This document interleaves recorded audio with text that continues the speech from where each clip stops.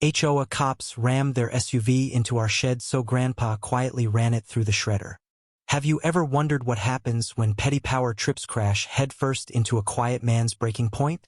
In the sleepy suburb of Willow Creek, where manicured lawns and nosy neighbors reign supreme, a rogue HOA enforcement team thought they could bully their way onto the wrong property. Their mistake? Crossing Grandpa Ellis, a retired mechanic with a knack for fixing problems and a shredder that could chew through steel.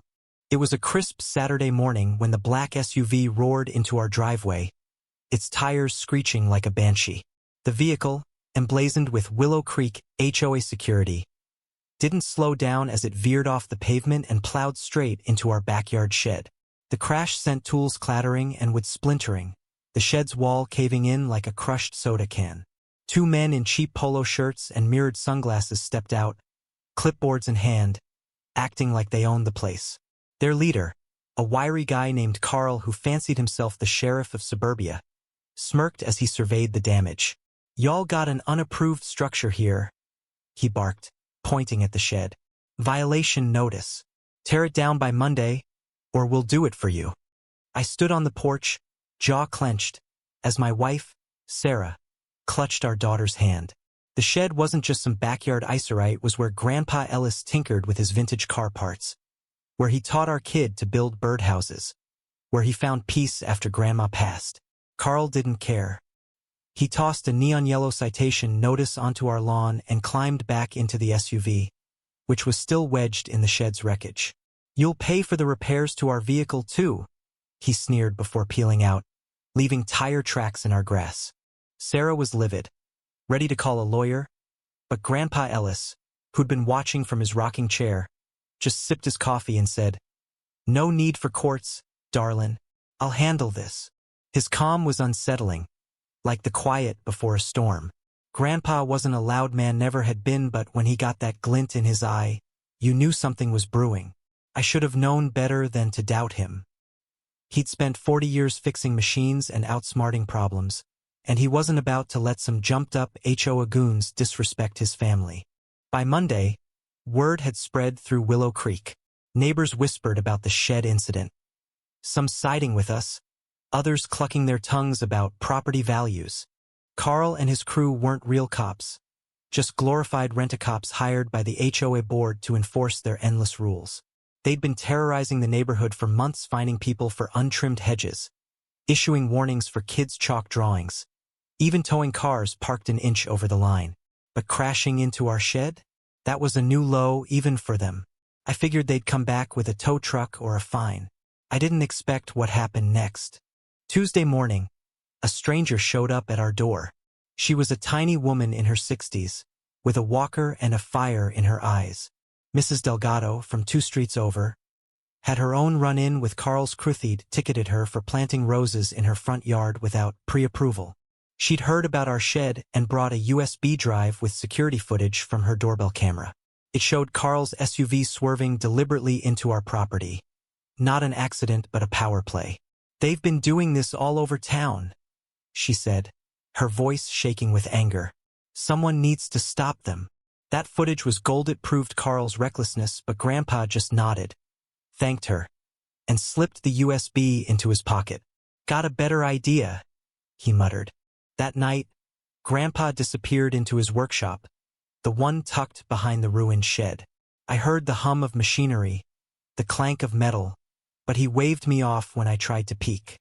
"Go to bed, son," he said, his voice steady but sharp.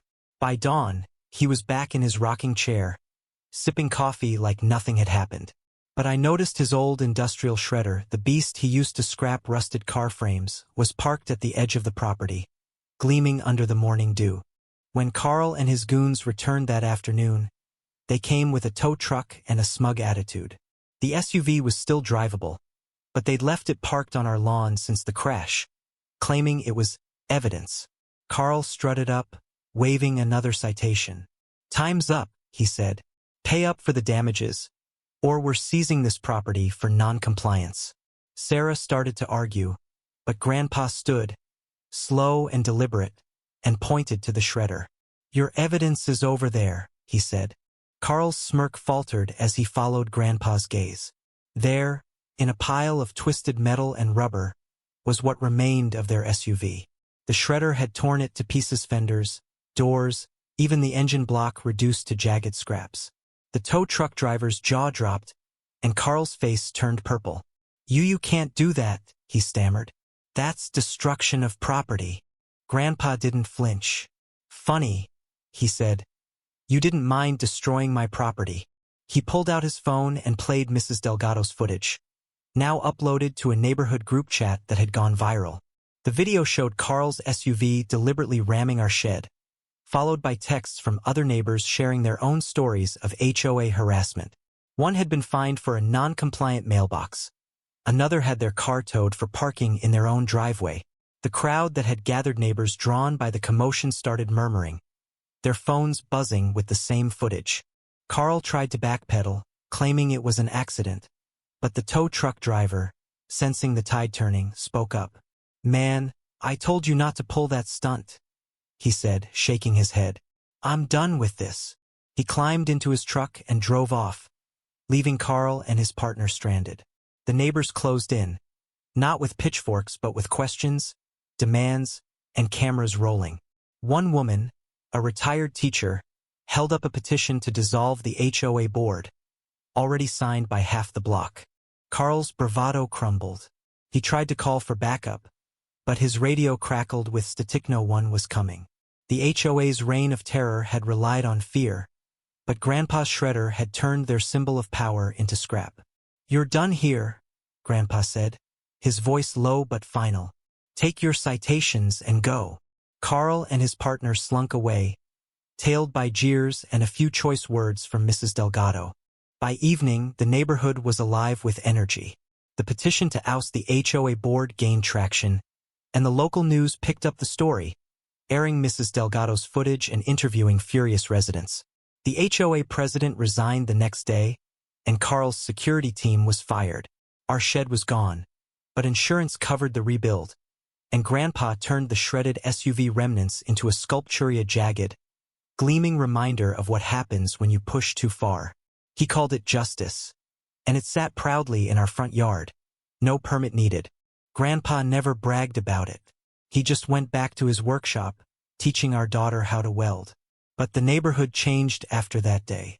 People talked more, shared more, stood up more.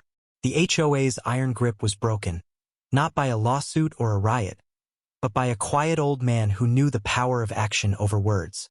We rebuilt the shed, stronger this time, and every time I pass it, I'm reminded. Sometimes the loudest statement is the one you make without saying a word. So what do you think? Was Grandpa right to take matters into his own hands? Or should he have gone through proper channels? Share your thoughts. Where do you draw the line when petty tyrants come knocking?